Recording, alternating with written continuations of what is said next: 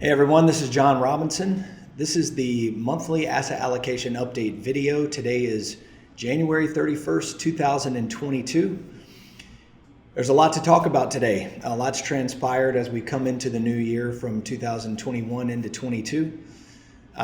We produce this video as a supplement to the longer form written piece where this month we talk about the cost of underperformance in the short run in order to gain in the long run. And if you haven't read that, I would encourage you to go back and read that. We'll talk a little bit about this throughout this video as we go through the asset allocation changes as we head into February. With that said, the first thing is, as you might imagine, our predetermined process, our rules-based systematic process has us reducing equity exposure going into February. We have an intermediate term downtrend for the first time since the Corona crash, actually, in U.S. equities. So we'll be reducing U.S. equities depending on the strategy. Our tactical strategies will reduce by about 40% of the asset class holding, and then that will go down as you get less tactical, whether you're in the dynamic strategy or the strategic strategy. Either way, you will see a decline in U.S. equity exposure as we head into February due to an intermediate term downtrend.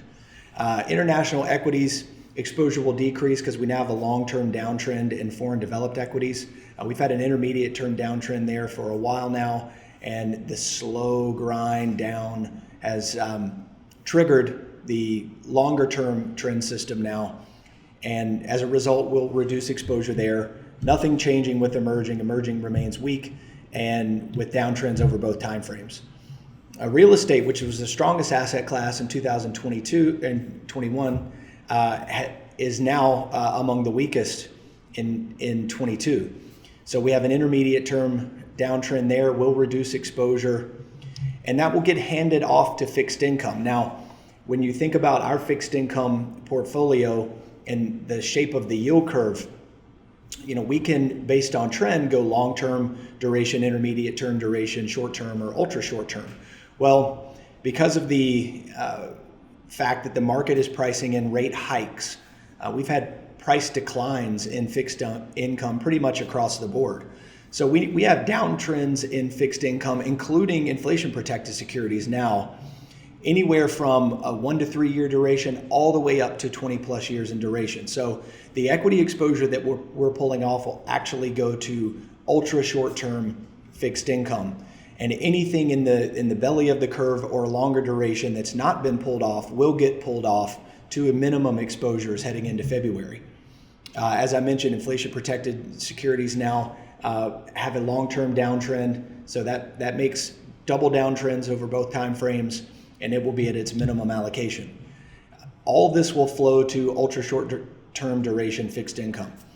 As we say, this is the last line of defense. We're not in a fully bunker portfolio as of yet because we still have long-term uptrends in U.S. equities and in real estate, but we are getting much more defensive as volatility is increasing, risk is increasing, and that is evidenced by declining trends over the intermediate term, particularly in the U.S. in real estate. So that will flow to ultra short-term duration bonds of a duration definitely below 1 year, but we're talking 30 to 60 days in duration.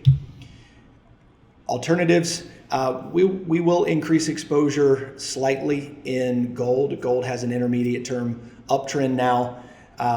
Its longer term trend is close, but it didn't get there, so we'll remain underweight in gold, but we will increase exposure heading into February.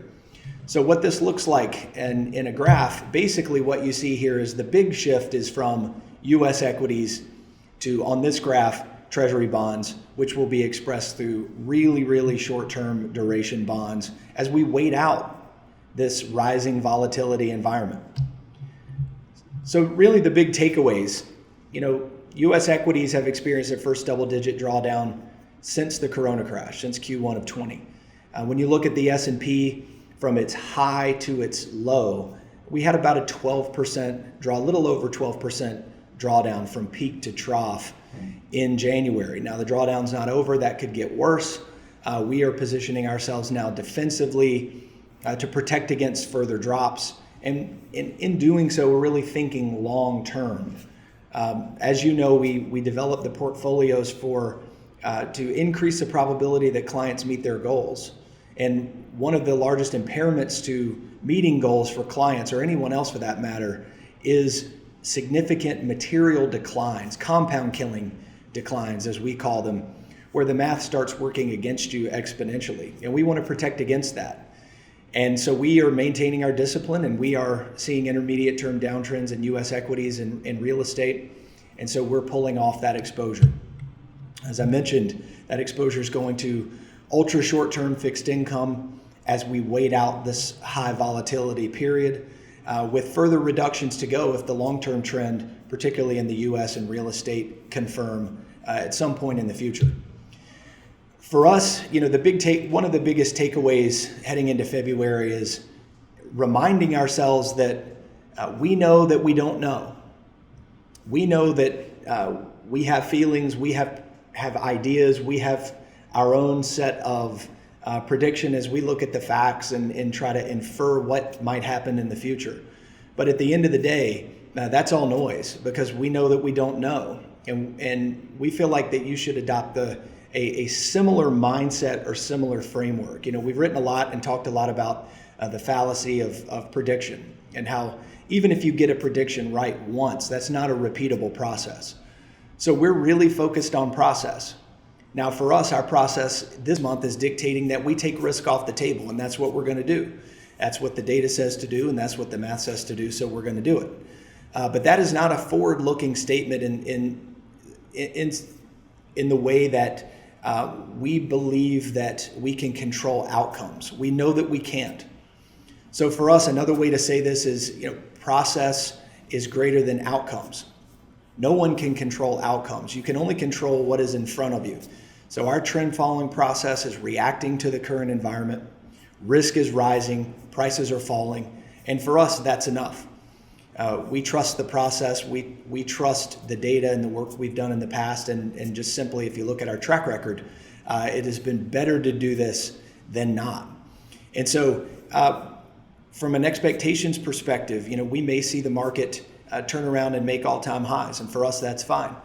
We will, at the end of February, if that were to happen, we'll simply increase exposure again and get ready for the next up move, or cyclical bull market. If the market continues to decline down, we're prepared for that. The point is that we're prepared for whatever environment presents itself. And what is presented to us now is one where the environment has clearly shifted. The NASDAQ is below its 200-day moving average. The S&P has crossed below its 200-day moving average at points in January. The data says that when that happens, risk is elevated, and that's where real damage occurs. So we want to protect you, we want to protect our clients, your clients, from further declines. And again, should the market resume its rally and change environments again to a lower volatility environment, we'll be ready for that too.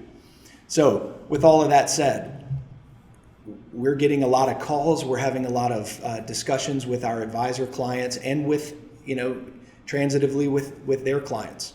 We're getting on the schedule a lot of webinar type Zoom calls where clients get invited to that, and we speak with the advisor. We go in as a team.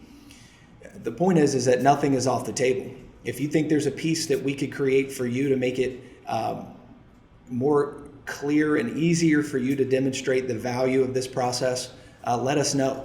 If you want us to make a video for you or hop on a Zoom call with you and your clients, or you and your biggest client, that's fine too. We're happy to do that. We enjoy that. That's part of our service offering to you. So nothing's off the table. Just ask us. If you want to get in touch with us, you can go to our website. You can send me an email. My email's on the screen. You can call us directly. But we'll continue to communicate with you throughout February on exactly where the models are, just like we did in January, what's happening and what to expect going forward. So with that, I hope you enjoy February. I hope you're enjoying the start of the new year despite the volatility. And we'll see you again at the end of February. Thank you.